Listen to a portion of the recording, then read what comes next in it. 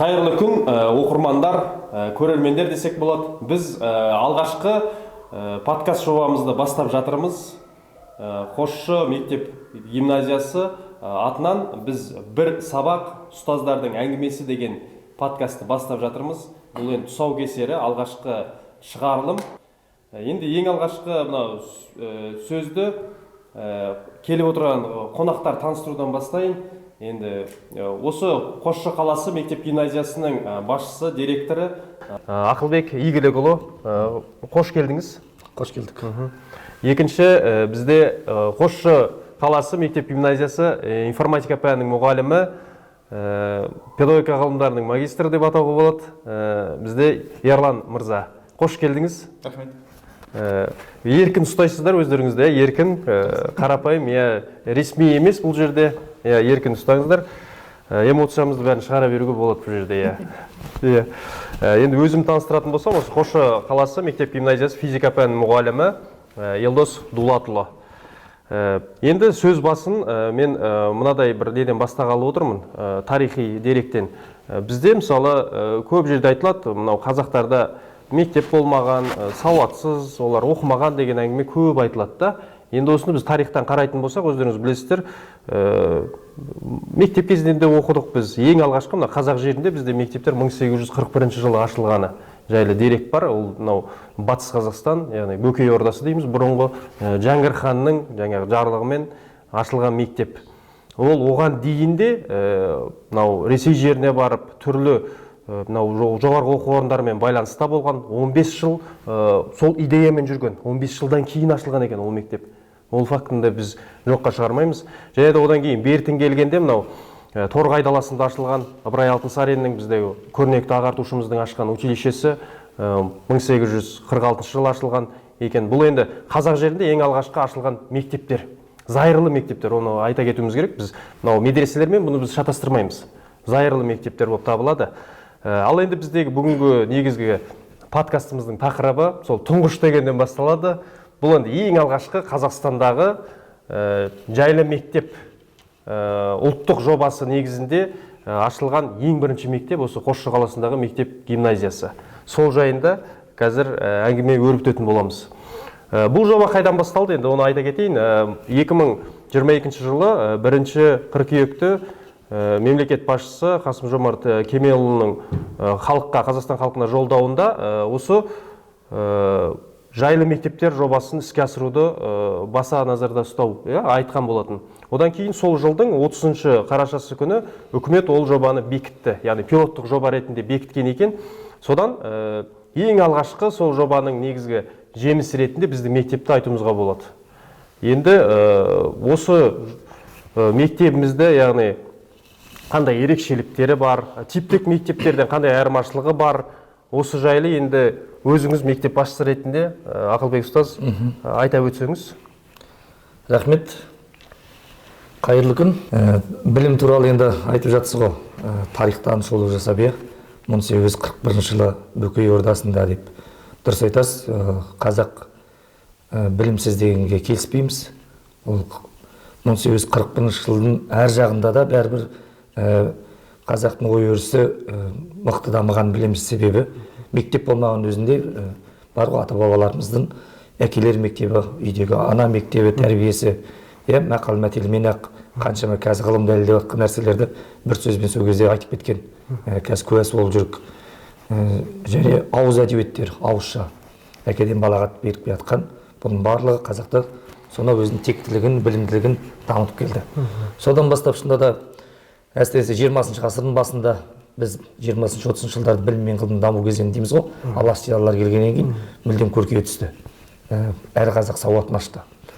Қазақ әліпбиі қалыптасты дейміз. Жаңа өзің айтып отқан сол Торғайдан ашылған Ыбырай Алтынсариннен бастап бері қарай соның жолын қуған Ахан Жахан дейміз ғой, Ахмет Міржақыптар да сол үлесін қосып кеткен.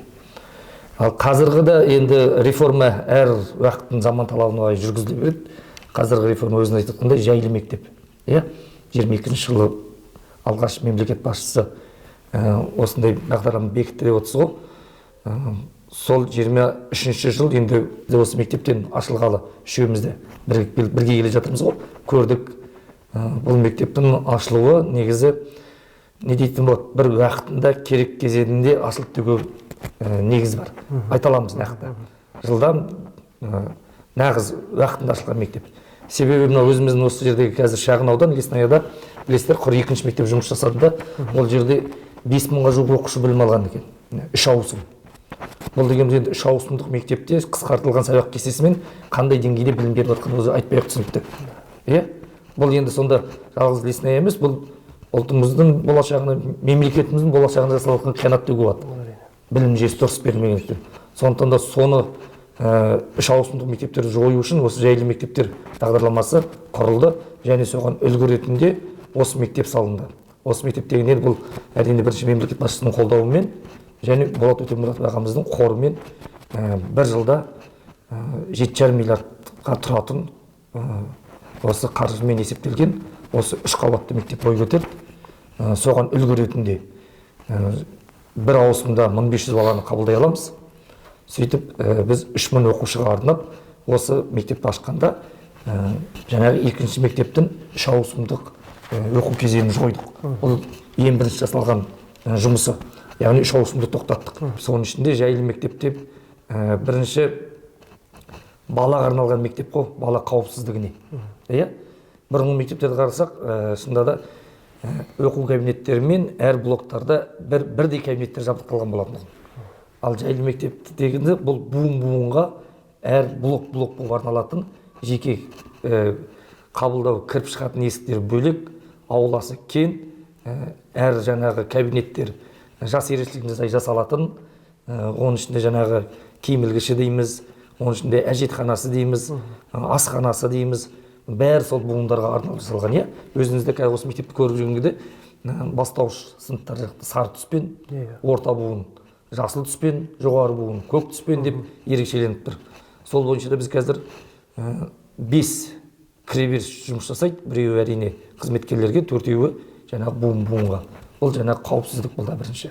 Әйтпесе, жаңа айтып отырмын ғой, бір ауысымда 1000 бала қабылдасақ, бір есіктен кіріп шығу деген үлкен қарбалас, кептеліс, ол жерде қауіпсіздік сақталмайтын. Одан кейін жаңағы камералар, қауіпсіздік камералары. Қазір таңда 123 камера жұмыс жасап тұр. Оның 21 сыртта, қалғаны осы іште. Иә, дәліздерде барлығында орнатылған, жаңағы киім ілгіште, тағы басқа. Одан кейін жаңағы кіреберістегі турникеттер дейміз ғой, фейс айди бізде. Ол да бала қауіпсіздігі жайлы мектептен бір ерекшелігі. Әр оқушы, Ерлан ұстаз өзі келгеннен қолға алып, әр оқушыны түсіріп, әр қызметкер түсіріп, соған енгізеді де, сол түр тануы арқылы кіреді. Бұл яғни бөгде адамдардың кірмеуі. Иә, бөгде адам кірмеуі. Әйтпесе қазірде кешеде болып жатқан жағдайлар бар ғой, мектептің ішінде сырттан өзге тұлғалар кіріп, әртүрлі қорқынышты жағдайлар орын алып жатқан бала қауіпсіздігі. Бұл да сондықтан да қауіпсіздікке арналған шара. Сондай жағдай жасалған. Енді сол осы мектептің тағы бір ерекшелігін айтып кетсек, басқа мектептерде қараған кезде бір оқу кабинетінде бізде 25 оқушыдан артық емес. 25 оқушыға арналған бізде қазір 70 оқу кабинеті бар. 70 оқу. Ол 25 оқушыдан артық біз оқушы алмаймыз. Одан кейін тілге байланысты жаңа ағылшын тілі, орыс сыныптарында қазақ тілі, қазақ сыныптарында 10-11 сыныптардағы орыс тілі бөлінеді ғой. Солар топқа бөлінгендіктен 12-13 оқушыға арналған, оның сыртында 30 кабинет бар.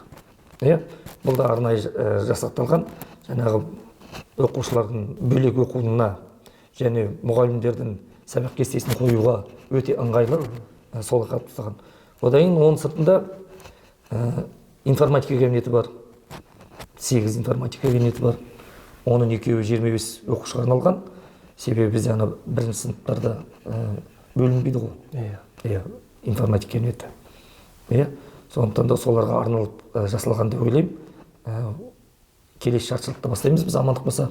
Өйткені ол 17 сағатқа арналады ғой. Бірінші сыныптар. Амандық болса 3-ші тоқсаннан бастап, сол бірінші сыныпта бізде информатика сабағын оқиды. Сол кезде жаңағы 25 кабинеттік информатика кабинеттерін таза соларға арнаймыз. Оның сыртында қалғандары жаңағы 12-13 оқушыға арналған бөлінетін кабинеттер. Оның сыртында арнайы модификация дейміз ғой, жасалған кабинеттер. Физика 3 кабинет, біреу өзіңіз сабақ беріп жүрген. Химия 2 кабинет, биология 2 кабинет, және осыларға жекелей өздеріне арналған жеке лаборатория. Зертханалық кабинеттер. Зертхана кабинеттерінде биыл енді кішкене ыңғайластырдық деп ойлаймын, себебі бұған дейін мысалы өзіңіз сабақ беріп жүрсіз ғой, өзіңіз кіріп алып, өзіңіз зертхана сабағын жүргізіп, одан өзіңіз қайтып апарып жүрдіңіз. Сол кішкене пән мұғалімдеріне оңай болсын, алдын ала лаборатория осындай жұмыс болады, осындай құрал қажет деп лаборанттар алдық. Ол да әрине оңай болған жоқ, өйткені лаборанттардың жалақысы өте төмен ғой. Соған сәйкес біраз іздедік. Енді қазір биологияда арнайы қазір лаборанты бар, химияда арнайы лаборанты бар, физикада арнайы лаборанты бар. Таза соған ие нөмірледі, түгелдеді.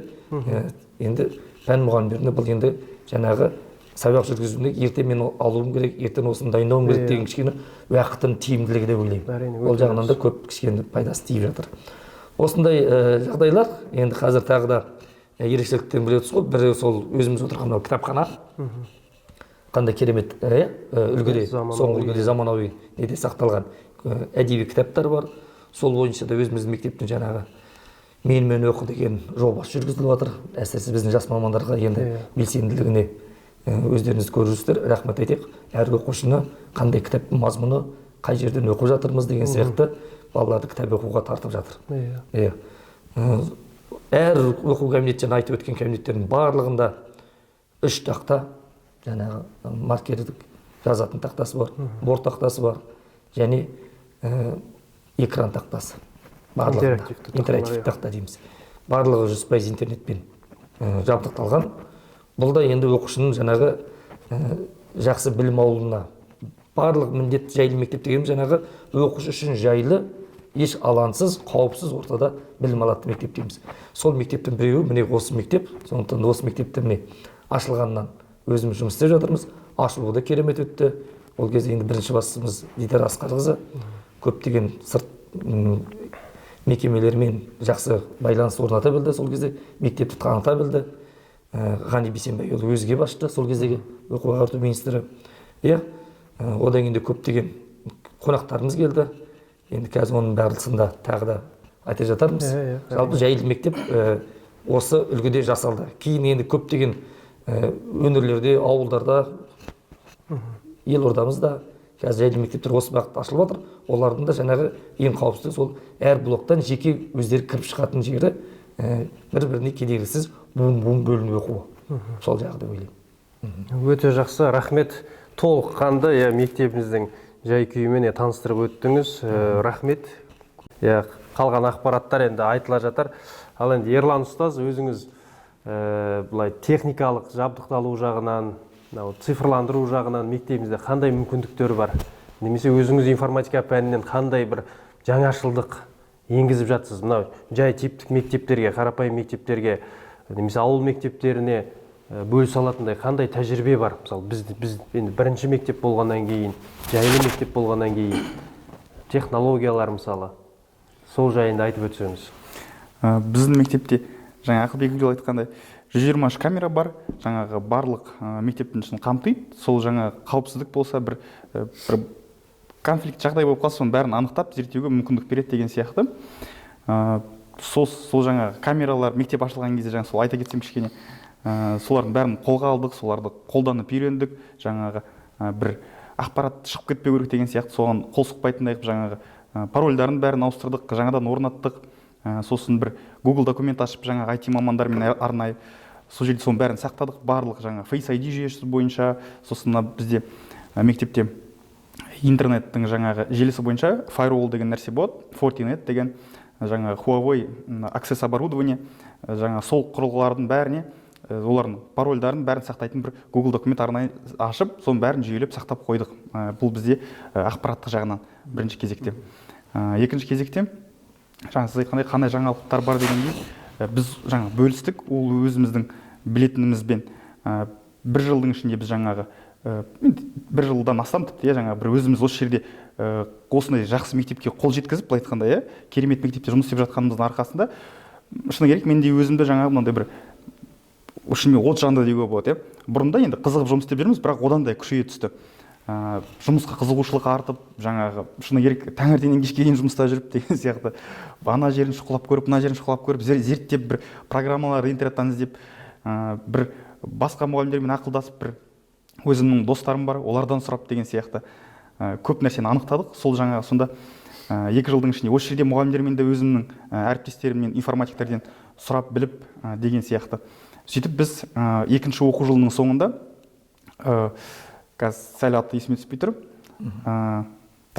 Алгоритмиканы тиімді оқыту және информатика кабинетін тиімді басқару. Кішкене қателесуі мүмкін, бірақ осындай тақырыпта біз семинар өткіздік. Сосын сол қалалық деңгейде семинар өткіздік. Және де осы Қосшы қаласындағы мектептердің бәрін шақырып, өзіміздің жинаған тәжірибемізбен бөлістік.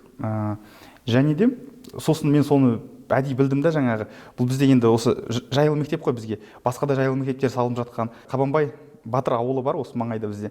Сол ауылдың жаңағы директорларына өзіміздің директор Дидар Асқарқызы арқылы ол кезде шығып, сол кісілерді де шақырдық бізге, қонаққа келіңіздер, көріңіздер, көріп кетіңіздер, бізде қандай жаңағы шаралар қолданып жатыр, жаңағы программа жағынан деген сияқты. Балалардың қауіпсіздігін қамтамасыз ету үшін, балаларға сабақты тиімді өткізу үшін деген сияқты. Жайлы мектеп өзімізде болған соң интернетте шығып қалса болды, көріп қаламыз соны.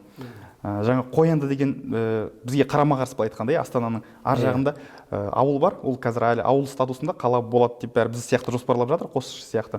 Сол жаққа да хабарласып, олардың да информатиктарын шақырды. Сол мен енді осы жерде айта кетсек, сол осы келген қонаққа келген барлығы да істеп жатыр да, бірақ жаңа Қоянды мектебі әсіресе сол қайта-қайта хабарласып, жаңағы қалай істейді деп сұрастырып деген сияқты программалардың бәрін алып, солар іске асырып жатыр, мен түсінгенім. Соған жаңа семинардың қалай айтса нәтижесі болды, соған өзім қуаныштымын мысалға. Демек, біреуге болсын жаңағы біздің пайдасы тиіп жатыр деген сияқты. Біздің мектепте жаңағы былай айтқанда, енді шыны керек, былай кішкене басын ашып айтайын, кішкене былай қалай айтса. Айта беріңіз. Қалай айтса, біреу келіседі, біреу келіспейді деген пікір болса да, жаңағы бізде ақпараттық сауаттылық дейміз, одан бұрын бізде ең бірінші деңгей деп былай айтуға болады, ол бұрын оны айтатын жаңағы ақпараттық сауаттылықтан бұрын компьютерді еркін меңгеру. Демек, компьютерда жаңа клавиатураны қорықпай басу деген сияқты, жаңа басарып, жаңа капслок басу керек екен, shift басу керек екен, капслокты бассаң басарып болады екен, бәрін білу керек та оны. Жаңа ол дек жоқ, цифрлық сауаттылық ол сәл жоғары деңгей, келесі деңгей болып есептеледі да. Сол деңгейдің өзі де енді шыны керек жаңағы Ақылбек Игіліков айтқандай, бұрын осы жерде оқушылар жаңа айтады да, бұрын оқыған кезде мектепте жаңа компьютерлар шыны керек әлсіз болды дейді. Жаңа сабақта мұғалім тырысады дейді, балалар айтады, мұғалім сабақ беруін береді дейді, бірақ жаңа қалай айтса техникалық жағы әлсіздеу болған соң көп нәрсе жұмыс істеп үлгермейміз деген сияқты. Жаңа компьютерді еркін меңгеру дәрежесін көтеріп, соны бекіттік. Ол 1-ші оқу жылда деп айтуға болады. 2-ші оқу жылда біз жаңа ақпараттық сауаттылығын көтеруге көштік, соны бекіттік, нығайттық деуге болады. Оны жаңа айтатын болсақ, келгеннен біз бірінші информатикаға кіріскен жоқпыз. Біз бірінші олардың компьютермен жұмыс істеу сауаттылығын арттырдық. Ол дұрыс нәрсе. Өйткені жаңа айтып отырсыздар, бұл жерде 3 ауысыммен оқыған мектептер бар. Ол жерде компьютермен жабдықталу толық болды ма, онлайн болды деген сияқты. Ал біздің мектепте компьютерлердің барлығы бар, барлығы жұмыс істеп тұр, барлығы заманауи. Оған келгенде оқушы енді дайындықпен келу керек те, шынымен дұрыс па? Ол сіздің сөзіңіздің жаны бар негізі. Қайтадан біз бастадық, қайтадан оны үйреттік, былай мәдениетке үйреттік деген сияқты информатика кабинетінде. Ол енді мен оны келсем, өте жақсы ол. Сонда бір қосып айтқым келгені, мысалға үкіметтің жағынан өте дұрыс, жаңағы антивируспен барлық мектептерді қамтамасыз ету деген жаңа заңда бар, қамтамасыз етіліп тұр, рахмет. Бірақ осы жерде тағы бір атап өткім келгені, біз одан жақсы нақты информатика кабинеттеріне арналған программа таптық. Сол программаны орнаттық деген сияқты. Өзіміздің мектепте, сол семинарда да сол программаны бөлістік. Ол программаның аты Shadow Defender. Нақты ол мысалға Windows 10 мен совместимый жұмыс істейді. Мысалға Windows 11 мен жұмыс істемейді, енді бірақ оған да басқа программа бар дейді. Ақылы Restore Reboot RX Pro деген, ұсынысым сол программа Restore Reboot RX Pro немесе Shadow Defender деген сияқты программаларды информатика кабинеттеріне нақты соларды орнатса, ол өте жақсы болар еді. Себебі жаңағы енді оқушы бала болған соң бәрібір де кішкене бір олқылықтар болады. Бір бір папка, жүйелік файлдарды удалить етуі мүмкін, жаңағы дайындап қойған бір мұғалім дайындап қойған жұмыс үстеліне қойып қойған файлдарды өшіріп кетуі мүмкін, иә. Біз жаңағы сол программаны орнатып қойсаңыз, ол қалыпты жағдайды ұстап тұрады да, бала келіп не істесе де ештеңе білінбейді. Сосын ол жаңағы қалпына орала береді де, компьютер әрдайым өзінің қалыпты жағдайына, сөйтіп ештеңе білдіре алмайды. Оқу жылының басында ең бірінші рет бір рет жаңағы біз қазір осылай август айында бізде, тамыз айында біз бір настройка жасап қойдық. Болды, содан бері біз оған алаңдамаймыз. Шыны керек, мен мысалға бұрын мектепте жұмыс істеген кезде, ол программаны білмеген кезде, балалар тіпті жаңа настройканың өзі программаның ішінде бала әдейі емес, қасақана жұмыс істеу барысында білдіріп алады. Былай стандартный қалыпты жағдайдан білдіріп тастайды деген сияқты. Әдейі емес, иә. Сол кезде жаңағы мен мұғалім болып енді келесі сабақты ұйымдастырамын ғой. Келесі сабақ бар екен білемін, келесі аптада сол программаны тағы қолданамыз деген сияқты. Сол кезде мен апта соңында қалып, сол программаларды өшіріп тастап, қайта орнатып деген сияқты талай уақыт кететін. Ама бізде жаңа Shadow Defender, Restore, Reboot, RX Pro деген программаны орнатқаннан кейін, болды, біз ондай мәселені уақыт кетірмейтін болдық, уайымдамайтын болдық, мүлдем ойымызға кіріп шықпайды деген сияқты. Өте тиімді. Дұрыс, өте жақсы. Рахмет ақпараттарыңыз үшін бөлісіп жатқан. Ал енді жақсы, біздің мектептің жайлы мектептің енді оқушылар үшін жасалған мүмкіндіктеріне біраз шолу жасап өттік, иә. Енді оқушылар үшін барлық жағдай жасалған, өзіңіз айтқандай, қауіпсіздік бірінші орында. Қауіпсіздік, барлық жағдай жасалған. Енді ұстаздар қауымына келетін болсақ, енді ұстаздарға қандай мүмкіндік берілген, дамуына мысалы, жұмыс толыққанды жұмыс, яғни өзінің білім беру, яғни оқу процесіне ғана жаңағы фокус қойып дейміз ғой, айналысуына қандай мүмкіндіктер жасалған, енді сол жайында айтып өтсеңіздер. Ұстаздар осындай мектеп, жайлы мектептер көбейген сайын, Ерлан ұстаз айтып отыр ғой, ақпараттық сауаттылық деп, соларды үнемі дамытып отырмаса, мұғалім ізденісін тоқтатқан күні, оны мұғалім де тоқтайды дейміз ғой. Сондықтан да сауаттылығын дамыту үшін көп нәрсе мұғалім тәжірибе керек. Себебі қазіргі балалар, осындай қазіргі қоғамда өмір сүріп жатқан балалардың өзі көп ақпараттандырылған сауатты. Жасанды интеллект дейміз ғой қазір.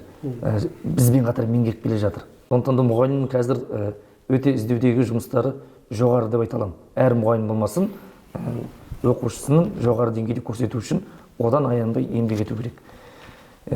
Осындай мектептерден оқып жатқан оқушылар ертең тұлға болған кезде, жаңа айтып кетейін, қазіргі негізі мемлекетімізде осы әр салада болмасын реформа жасап жатқандар 40 жас пен 50 жас арасындағы адамдар. Олар 90-шы жылдар білім алған ғой мектепте.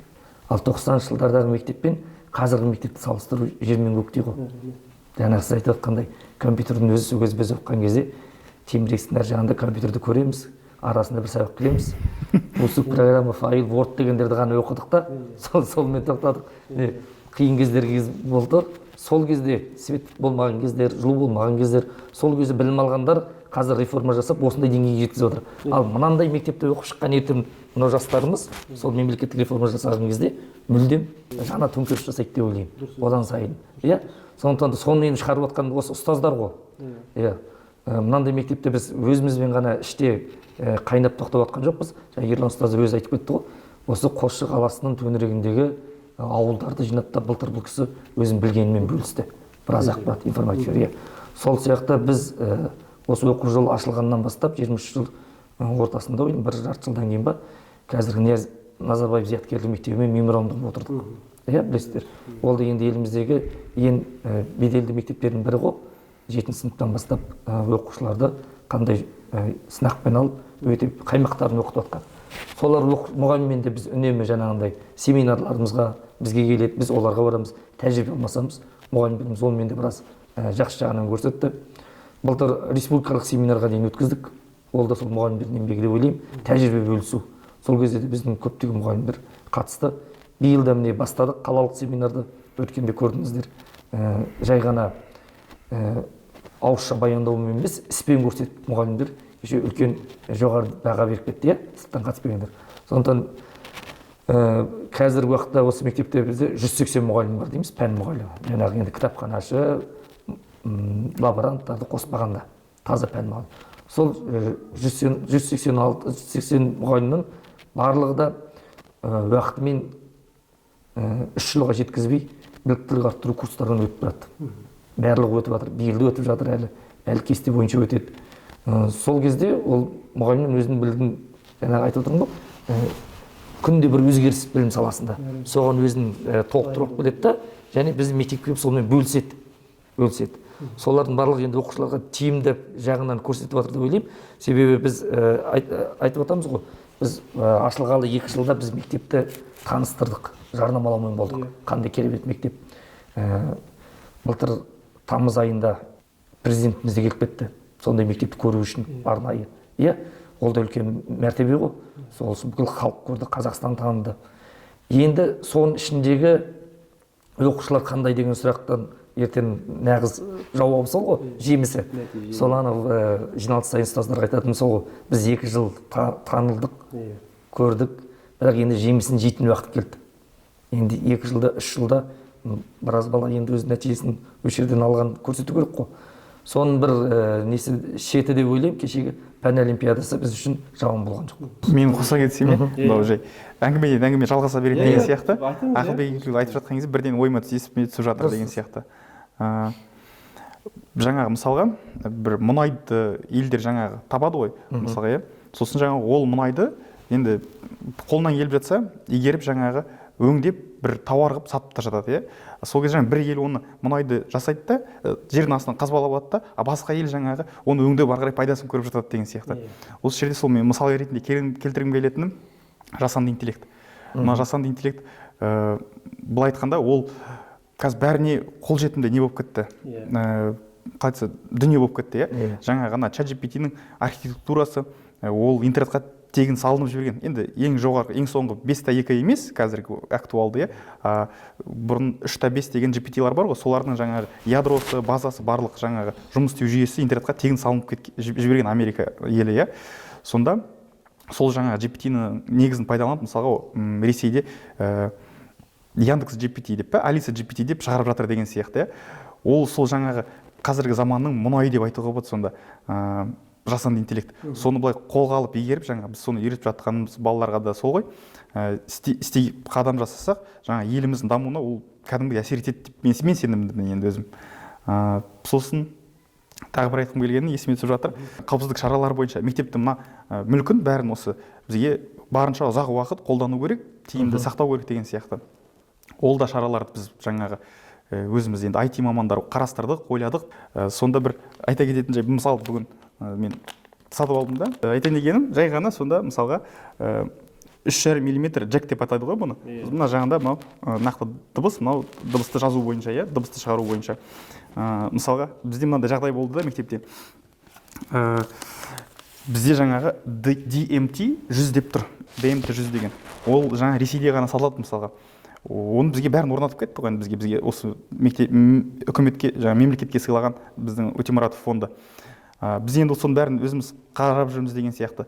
Сол кезде мен соны сезгендей болдым. Осы дүние бір күн сынып қаламады ғой, ерте ме кеш пе. Өйткені мектепте әртүрлі бізде жаңағы іс-шара болады, жаңағы мектептің кейде қысқартылған күн болады, расписание уақыт өзгереді. Сол кезде біз мына осы арқылы бізде жұмыс істейді ғой, жаңағы қоңырау жүйесі, осы міне шнур арқылы.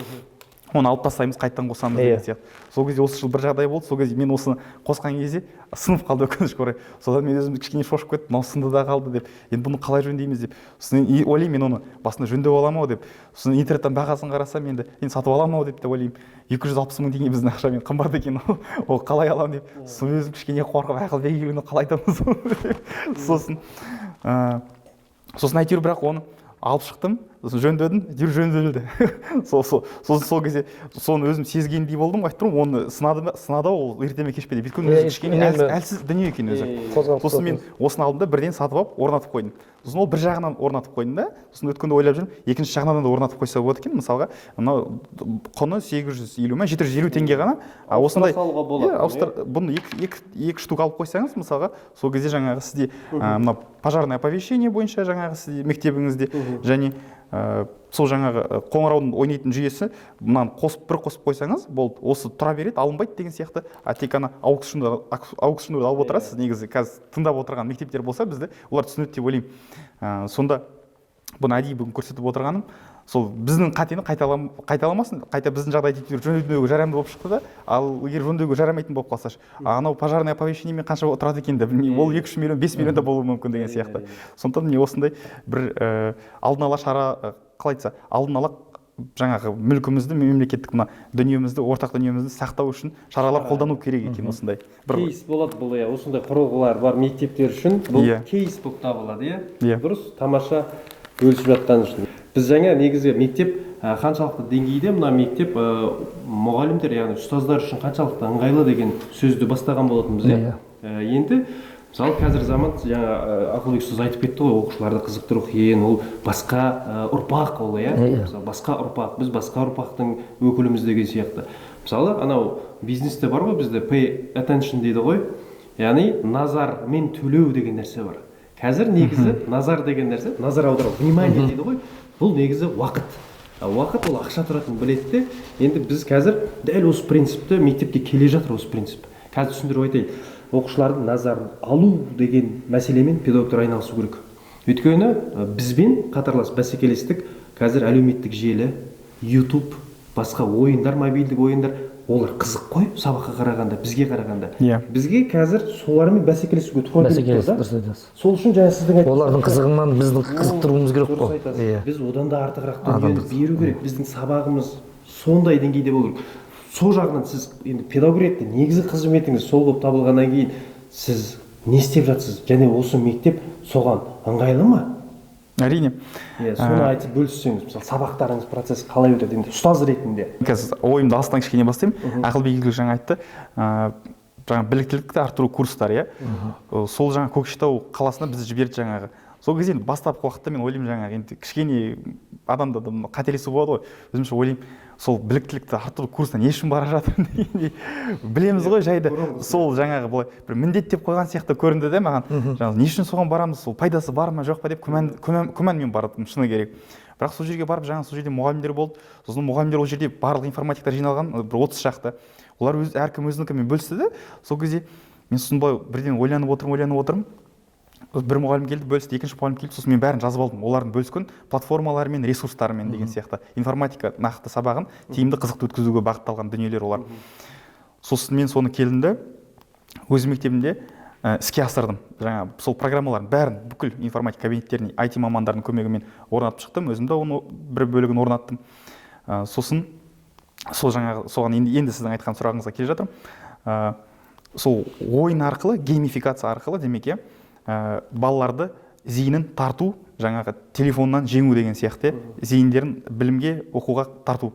Сол кезде өзімді ары қарай сол курсқа барған арқасында сол осы бағытты зерттеу керек екен, осы бағытты қолға алу керек екенін түсіндім. Өйткені сол курста ұстаздар маған бір 5-6 платформаны көрсетіп жіберді, 5-6 ресурсты көрсетіп жіберді жаңағы балаларды қызықтыратын. Сосын мен қазіргі заманда жасанды интеллект бар ғой, кереметі. ChatGPT-ға осындай менде ресурстар бар. Маған осыған ұқсас тағы да ресурстар одан артық тауып бер дедім. Сол кезде ChatGPT айта жөнелді, осындай бар деп. Сосын өзім таныстарымнан да тағы сұрағаным бар қосымша. Сосын ChatGPT-ға сол тағы да бір жүйелеп жаңағы бүкіл қосымша ақпарат жинадым ғой. Оны да тағы салдым, тағы да сұрадым деген сияқты. ChatGPT ол тағы да одан артық көп берді. Сосын былай айтқанда зейінін аулайтын жаңағы геймификация әдісінде балаларға сабақты үйрететін әжептәуір программаларды таптым. Енді аттарын атасам, жаңа информатика мұғалімдері сосын оны интернеттен қарап тапса болады. Bin game, binary game немесе ондық санау жүйесінен екілік санау жүйесіне ауыстырып үйрететін ойын Logic деген, оның нақты мен Константин Поляков деген Ресей Федерациясында мықты информатика мұғалімінің арналған сайты бар екен. Ол кісі бұрын 90-шы жылдары ол сайтты ашып қойған екен. Сол жерге жүйелеп жинай берген екен, өзінің білген дүниесін. Сол жерден алдым. Сосын тағы айта кетсе, Пиктомир деген Ресей Федерациясынан ол да ойын, жаңағы блочный программирование деп айтуға болады. Жаңағы ол тіпті балабақша деңгейінен басталады екен. Ресей Федерациясында балабақша деңгейі, сосын 0-ші сынып, 1-ші, 2-ші сыныпқа арналған Пиктомир деген ойын бар. Ойын дегенде қайтса сол ол ойында, бірақ сонымен қатар ол жаңағы білімге бағытталған ойын, сол геймификацияға арналған сол білім беру платформасы олай да атасақ болады. Алгоритмді тиімді құрастырып, сол ойынның ішіне үйренеді. Жаңа ойынның ішінде бірте жаңағы ең жеңілден күрделіге қарай жаңа тапсырмалар бар. Ол Пиктомир деген ойын, сосын оның жалғасы бар, Пиктомир К деген. Ол 3-ші, 4-ші, 5-ші сынып тапсырмалары. ол да тек ол жерде тек жаңағы не емес, қалай айтса, суреттермен емес, таңбалардың көмегімен программалау. Екінші ойында жаңа пиктомир-К деген, ол жерде сөздерді қолданып программа жасау. Не дегенмен жаңағы енді біздің қоғамда ағылшын тілін көпшілік біле бермейді, шын айта кетейік. Жаңағы пиктомир-К деген ойынның ішінде интерфейс орысша. Демек жаңағы блоктардың атауы да орысша. Біз сол кезде жаңағы 6-шы сыныптан біз питонға көшеміз, шынымен де ағылшын тілінде программалайтын программа ғой. Бірақ оның алдыңғы бірінші қадамы сол біз пиктомир-К арқылы балаларға толыққанды базалық білімді беріп жатырмыз. Бұның бір артықшылығы, айта кетейін, сіз сұрағаныңыз жаңа. Бұның артықшылығы балалар жаңағы сөйтіп 6-шы 7-ші сыныпқа программалауға көшкен кезде қорқыныштарын жеңеді. Өйткені программалау былай айтқанда ағылшын тілінде қорқынышты болып көрініп бір белес болды. Тіпті менің ішімде де ондай бір қорқыныш болды бұрынғы уақытта. Сосын жаңағы ғана ойын форматында ойнап, оның қатты қорқатын ештеңесі жоқ екенін түсінесің. Дұрыс. Керемет. Енді робототехника жайлы айтсаңыз, бізде бар ғой кабинеттер арнайы. Олардың қаншалықты, мысалы қазір біз заман бұл IT дейміз, ақпараттық технологиялардың заманы, жасанды интеллекттің заманы дейміз. Информатика пәні осы ретте өте маңызды орын алады. Білсеңіздер, енді бұның бастауы жаңағы робототехника. Қазір дрондар шығарып жатыр, технологиялар дамып жатыр, білесіздер. Бұның бастауында негізі роботтар шығып жатыр, небір адам тәріздес роботтар. Бұның бастауында тұрған нәрсе осы мектеп курсынан робототехника болып тұр ғой. Осыған қалай қызығып жатыр? Ол жерде қандай әдістерді сіз қолданып жатсыз енді информатика ретінде? Сол жайында айтып өтсеңіз. Робототехникада жаңағы бізде Lego Spike деген робот бар, жаңа сосын Ref деген күрделі набор бар, жаңа әжептәуір күрделі, балалар меңгеріп жатқан бір-екі бізде дарынды балалар да бар арасында. Бұл жерде біз бәрібірде роботқа келгеннің өзінде де бұл жерде роботты құрастыра алу керек, ол бірінші мәселе. Бірақ екінші мәселе, қайтадан біз информатикаға орналасамыз. Бұлар бір-бірімен тығыз байланысты ғылымдар, информатика мен робототехника. Программаны бала нақты түсіну керек, қалай жазу керек екен. Сосын ғана жаңағы робототехниканы меңгере алады деген сияқты. Сондықтан тіпті балалар робототехникаға үйренуге келген кезде мен бірінші кезекте балаларға программа жаздыртып үйретем, көрсетем, түсіндірем. Келесі қадамда ғана жаңағы робототехника кабинетіне апарып робот құрастырып, сол енді міне қара, мынау біз программа бұрын жазып үйрендік, сол программаны роботқа қондырасың, сосын сол робот жаңағы бір жарысқа арналған баннер болса, сол жаңа баннердің бойында жүріп, немесе жаңағы бір тапсырманы шешіп деген сияқты іске асырып, жаңағы жетістікке жетіп жатады балаларымыз. Балалардың қызығушылығы, енді робот ол былай қолмен ұстайтын дүние болған соң, автоматты түрде барлық балаға қызық нәрсе, шыны керек. Барлық бала қолмен ұстағанды жақсы көреді, барлық бала құрастырғанды жақсы көреді. Ол жағынан балаларға сұрақ жоқ, балаларға ризамыз. Жақсы, өте жақсы, тамаша.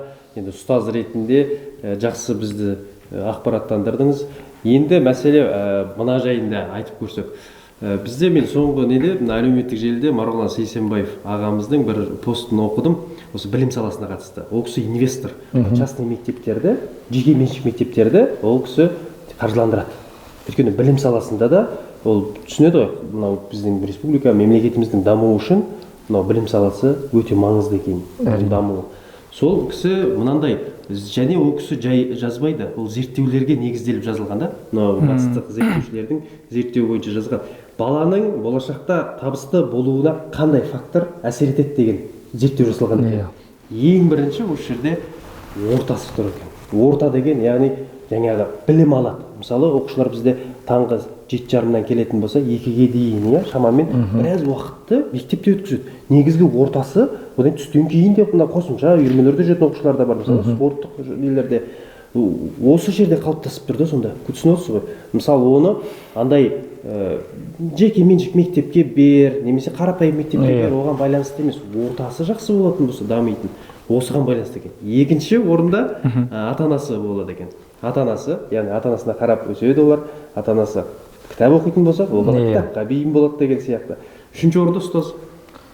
Осы бұл кәдімгі зерттелген дүние екен де. Енді сұрақ туындайды.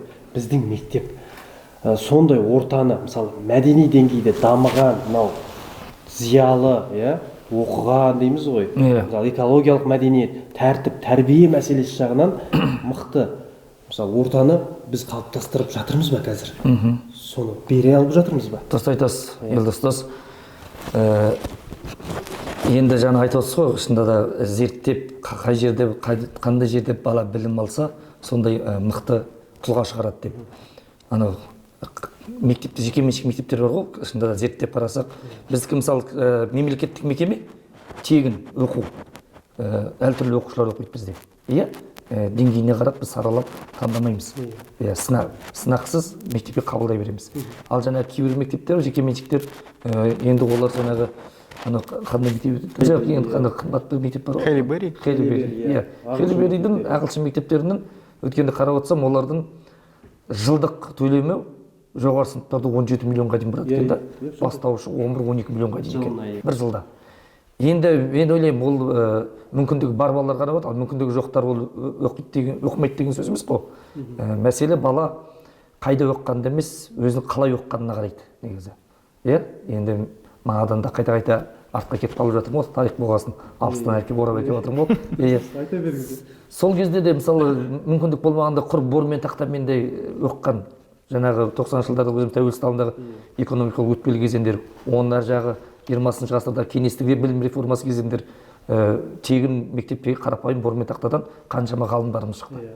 Енді біз жаңағы айтып отырмын ғой, ғарыш егердік, байқоңырды салдық, атом ядролық бомбасы, бұл барлық ғылымның дамыған жетістіктері ғой, оны ойлап шығару. Қазір енді жаңа Ерлан ұстаз айтқандай роботтардың заманы. Әр кез өз бір төңкерістен басталады ғой. Сонау неолиттік төңкеріс дейміз, өнеркәсіптік төңкеріс дейміз, цифрлық төңкеріс дейміз. Енді қазір осы келіп жатқан кез жасанды интеллект айтып отыр ғой, соның төңкеріс кезеңінде ойлаймын. Осыдан қалып қоймау керек. Баяғы фантастикалық кинодан көріп жүргендер қазір өмірде болып жатыр ғой. Енді шамалы уақыттан сол терминаторлар арамызда жүруі мүмкін. Роботтар. Иә. Сондықтан да соның бәрі өмірде болып жатыр. Ертең осы төңкерістен қалмай, жаңағы қалыптастыру, ол робототехника үйірмесі қазір көп жұмыс үлесін қосады деп ойлаймын, иә. Жаңа айтып отырсың ғой, үйірмелер деп. Үйірме енді мен айтып кетейін, бізде қазір мектепте спорт, өнер, тағы әртүрлі бағыттарда 17 үйірме жұмыс жасайды. 17 үйірме. Би бар, домбыра, екі үйірмесі бар, арнайы бізде аспаптар бөлмесі бар ғой, білесіз. Иә, екі бөлме, екі кабинетті сол музыкалық аспаптарға арнаған. Сол жерде екі үйірме өтеді домбырадан. Одан жаңағы би үйірмесі бар, хореограф залында арнайы зал болған жоқ, бірақ жасап бердік. Хореографиядан да оқушылардың жақсы жетістіктер. Бұл оқушының жаңа бос уақытын тиімді пайдалану ғой. Енді білім ордасы дегеннен тек білім ғана бермейміз, біз олар балаларды әр қырына қабілетіне қарай, әр қырына жаңағы дамытамыз. Себебі жаңа айтып кеткендей, жеке меншік мектептерде жаңағы іріктеліп таңдалып алса, бізде әртүрлі оқушылар бар. Солардың қырын ашу. Былтырғы жетістікті көрдік қой, 300 баланы жаңағы осы үйірмелердің арқасында жетістікке жеткендерін марапаттап жұлдыздар шеруін жасадық. Иә, сол үйірмелердің жетістігі. Биыл амандық болса тағы да жасаймыз. Соған байланысты біздің үйірмелер жұмыс жасап жатыр көптеген. 17 үйірме, спорт бар оның ішінде. Одан кейін жаңағы робототехника, Ерлан ұстаз бар бізде, көп жас ұстаз бар, Арман ұстаз бар, 3 мұғалім дайындайды. Одан кейінгі мобилография, Мұхтар ұстаз, және Рақымжан ұстаз екеуі. Бұл да қазір заман сұранысқа ие мамандықтардың бірі болып тұр ғой. Бұл үйірмеде мектепте мұғалімдерге дейін қызығушылығы бар. Мұғалімдерді үйреніп жүр, жұмыс жасап жатыр. Одан кейін ар жағымыздағы келесі кабинетте машинасы, автодело дейміз ғой. 10-11 сыныптарға бөжек ұстаз сабақ беріп жатыр. Ол да арнайы куәлік бермесек те жолда жүру қауіпсіздік ережелерімен таныстырып, ол да үйірме өз жұмысын жасап беріп жатыр. Одан кейін жаңағы кабинеттердің ішінде жаңа айтпай кеттім, бізде 4 көркем еңбек кабинеті бар ғой. Біреуі аспаздық. Сол аспаздықпен де оқушыларымыз әртүрлі тағамдар, ер балаларда, қыз балаларда қызығушылығы бар, ата-анамен бірігіп жұмыс жасап жатыр. Ол да оқушының бос уақытын әдемі ұйымдастырып жатыр дейміз. Ағаш өңдеу, тігін, ісмерлік, ол да жұмыс жасайды. Және содан кейін саз балшық илеу дейміз ғой, гончарный. Яғни ол да жұмыс жасайды. Оғанда қазір мектептің арнайы көркем еңбек бағдарламасында болмаса да, біз оны қосымша үйірме ретінде оқушыларға үйретіп жатырмыз. Гончарный. Иә, Махаббат ұстаз осы мектеп ашылғаннан жұмыс жасап келе жатыр ол да. Яғни оқушылармен үйренген, кез келген уақытында келіп, сол саз балшықпен құмыра, тағы басқа мүсіндер, шаң, сондайлар жасап оқушылар өз нелерін бос уақытын тиімді пайдаланады.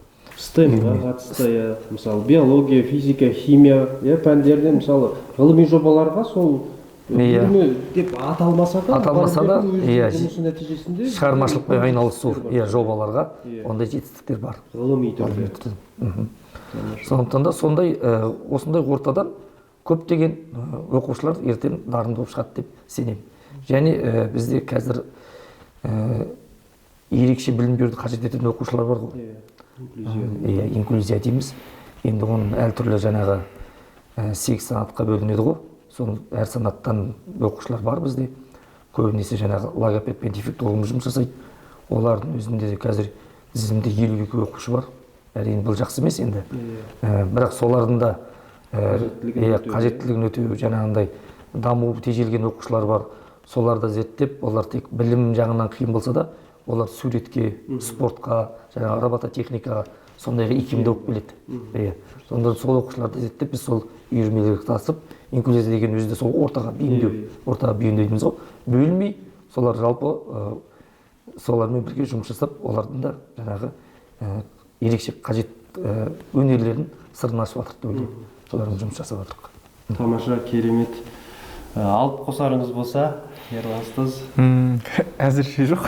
Енді ойыңыз болса, бұл жерде субъективті пікір айтылуы орынды нәрсе, енді оны біз сынамаймыз. Мысалы, жаңа айтқан нәрсе, сол оқушыларды дамыту, тұлға ретінде, Қазақстанда алдыға сүйрейтін тұлғаларды шығаруға біз қаншалықты рөл атқарып жатырмыз осы мектеп? Не жетпей жатуы мүмкін?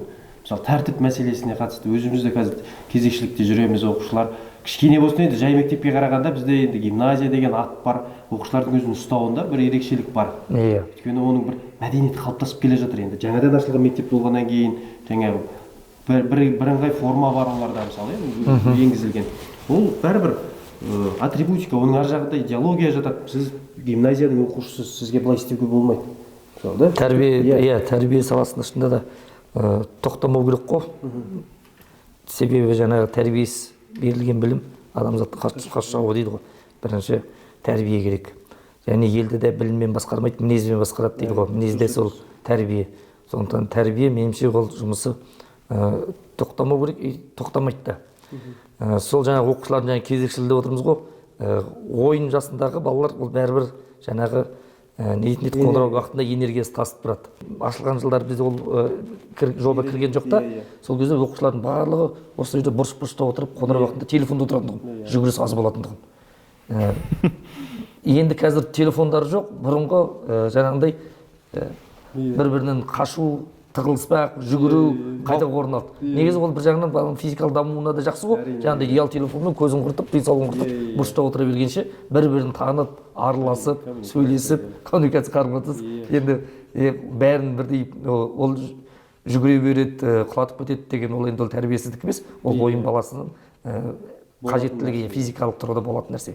Ол үйде олай жасамаса, көшеде олай жасамаса, мектепте олай жасамаса, ол ішкі несін шығару керек қой бәрібір. Сондықтан да оларды бақылаймыз. Бірақ жаңағы буллинг дейміз ғой, соған жол бермеу, тәрбие қазір. Әлімжеттік жасармау, дөрекі сөйлемеу, жаман сөздерді жаттатпау, мұғалім жаңағы алдын қайта соқып кетпеу, кесіп кетпеу, сондай жағын бірақ үнемі айтып отырамыз. Кеше осы жаршылықта қорытындылап біз арнайы спорт залға сынып-сыныппен жинадық қой. Сол кезде де соны әсіресе қатты айтамыз. Негізі оқушылар түсінбейді емес, түсінеді. Жақсы, қайталамаймыз. Әр буынға өзіне келетін сөздерін айтып, сендер есейдіңдер, сендер өз оқушысыңдар. Арнайы мектеп формасы да бар ғой бізде. Сол бойынша да сақтамай киіп келетіндер бар. Жаңағы жоғары сыныптың оқушылары әсіресе боянады, шашын жаңағы жинамайды дегендей. Олар енді үнемі тоқтамайтын процесс деп ойлаймын. Онда үлкен қоғам болғасын, мен жерде 3000 бала болғасын, барлығы болады. Сондықтан ол тәрбие жұмысы ол жасала береді. Тәрбие орынбасары бар, оқу орынбасары бар, барлық ұстаздар бар. Сондықтан ол біреуінің жұмысы емес, ол тәрбие ең басты мақсатымыз иә сондықтан тәрбие жұмыс қосайын деген қалыптасу мәдениеті тоқтамау керек. қосайын деген келісемін, жаңағы бала болған соң бала бәрібір жүгіреді ғой. Енді біз бәрібір де оны былай кішкене шектеу керекпіз, бірақ бала болған соң жүгіреді. Оған қоса жаңағы бізде семинар деген сияқты, тағы ол семинардан бөлек мысалға балаларға, оқушыларға арналған талай іс-шара өтті. Сол балалардың жаңа мәдениетін қалыптастырады деп ойлаймын. Қалыптастырып та жатқан сияқты. Енді өзім байқағаным, жаңағы жылдан жылға балалардың тәртібі жақсарып кетір деп мен көріп тұрмын біздің мектепте. Иә, қалыптасады. Сосын жаңағы өткен оқу жылда мысалға жаңа жыл қарсаңында кешкі бал деп па қалай атағаны есімде жоқ, мен күзгі бал ма әлде қыста өтті ме есімде жоқ, шын айтса. Күзгі балда болды жоғары сыныптарда. Былтыр қысқы неде болды жаңағы. Қысқыда болды. Иә. Сол кезде балалар ұйымдастырып жатыр жастар. Сол мектепте жаңағы бізде оған жауапты, мен шын айтса біле бермейді екенмін, соцпедагог па жаңағы бізде тәрбие ісі жаңағы орынбасарлар ма бізде сол кісілер соның бәрін әдемі ұйымдастырып жатыр. Сынып жетекшілері де Нұрислам ұстаз менің есімде, соған жақсы белсене атсалысқаны, қатысқаны.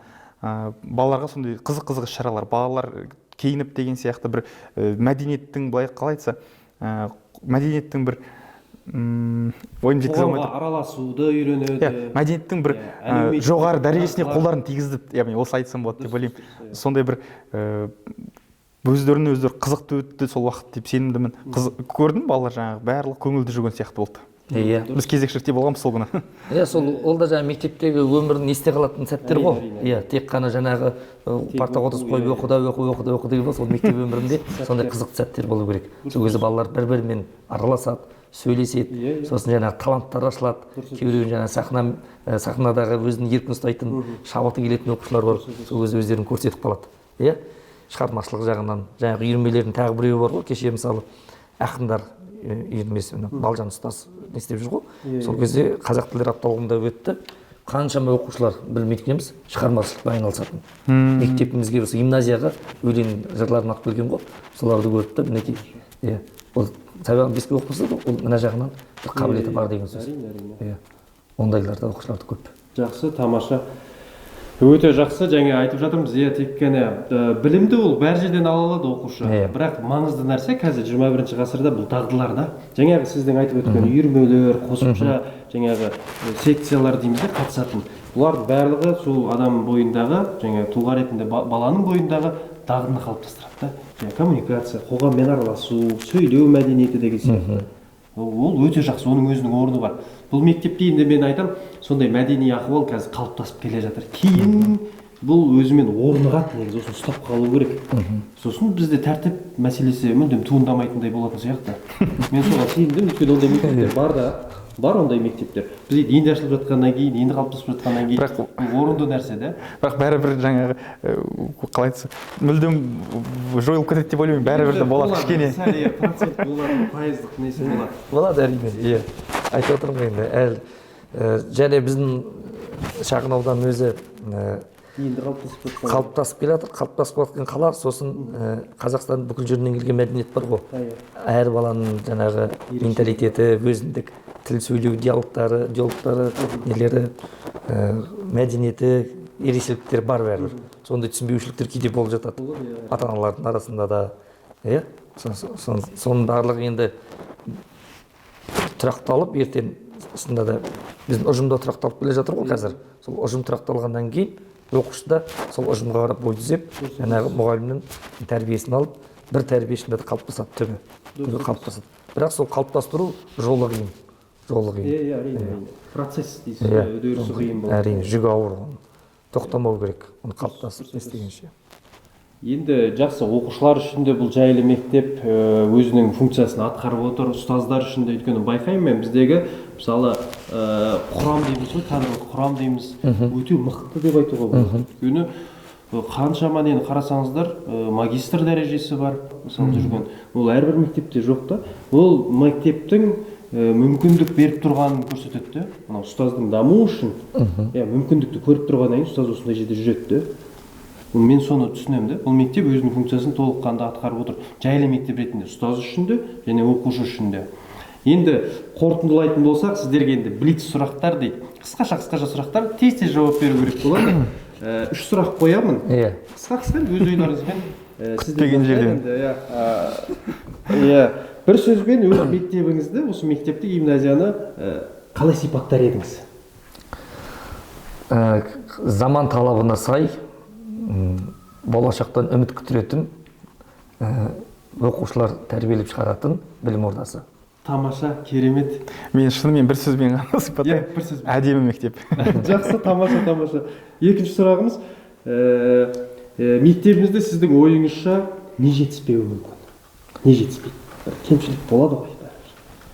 Сол жетіспей тұрған. Жетіспей тұрған дейсіз ба?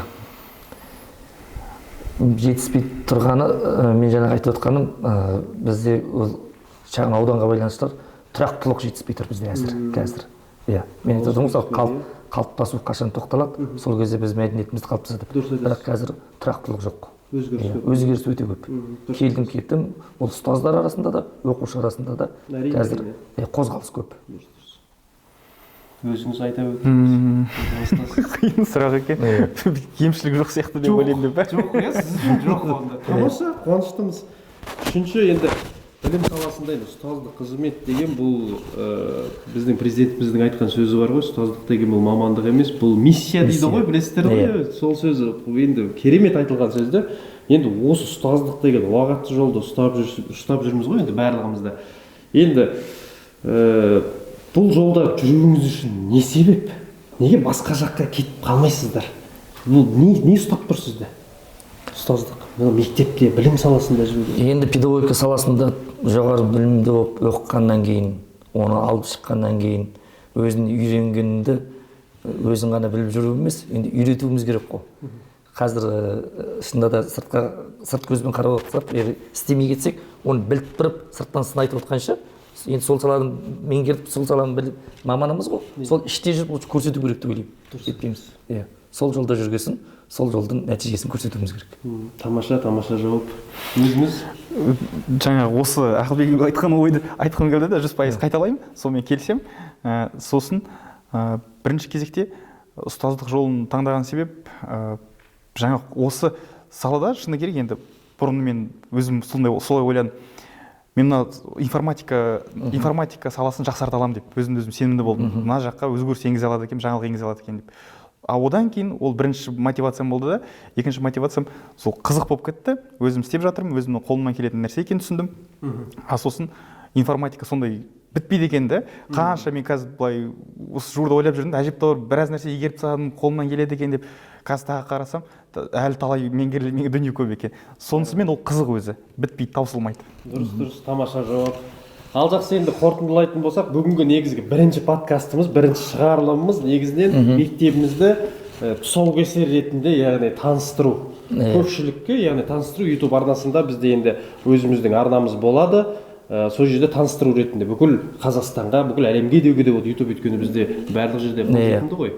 Соған таныстыру мақсатында өтті, өз мәресіне жетті деп есептеймін. Енді қосымша, Елдос ұстаз былай ғой, енді бірінші подкастыңыз ғой, сұхбатымыз. Енді мынандай азғантай уақытта мектептің бәрін айтып кету мүмкін емес. Сіз осыдан кейін жаңағы әрқайсысымен кездесем сұхбат алып отырсыз ғой. Сол сәтті болсын. Себебі мына жерде біз жалпы мектеп туралы айттық та, жаңа өзіңіз айтқандай біздің кадрлық құрам мықты деп отырсыз ғой. Шынында да 45 магистрі бар, жаңа ғылыми нені бітірген педагогикалық. Оның ішінде жаңағы 35 зерттеушіміз бар. Біз бұл жерде тек жалпылама сипаттадық. Ол ұстаздарға тоқталған жоқ, ұстаздардың аты аталған жоқ. Олар әрі өздері келіп өйткені сұхбат беріп ертең ашылады деп ойлаймын. Қаншама жаңағы сосын мектептің абыройын қозғап олимпиада деп қой, оқушылар бар. Оларды әлі атаған жоқпыз.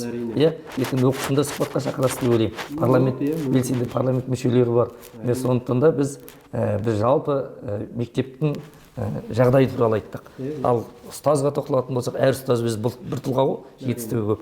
Ол көп ұзаққа созылады. Сондықтан да келесі подкасттарда сол ұстаздар мен оқушыларымыз осы мектепте кімдер жұмыс істейді, кімдер оқып жатыр деген тақырып ашылады деп ойлаймын. Жақсы, иә. Сол бағытта жұмыс істейміз енді. Енді құрметті көрермен, өздеріңіздің ойларыңыз болса, мысалы білім саласына қатысты, тәрбиеге қатысты бір сұрақтарыңыз болса, төменге пікірге жазып кетсеңіздер болады, және арнаға тіркелуді ұмытпаңыздар. Енді уақыт бөліп келген қонақтарымызға енді алғыс айтамыз. Көп рахмет сіздерге келгендеріңіз үшін, ой бөлісіп, осы жерде өз ойларыңызды жеткізіп, енді бөліскендеріңіз үшін көп рахмет. Аман болыңыздар. сізге де рахмет, сәттілік. Рахмет. Сау болыңыздар.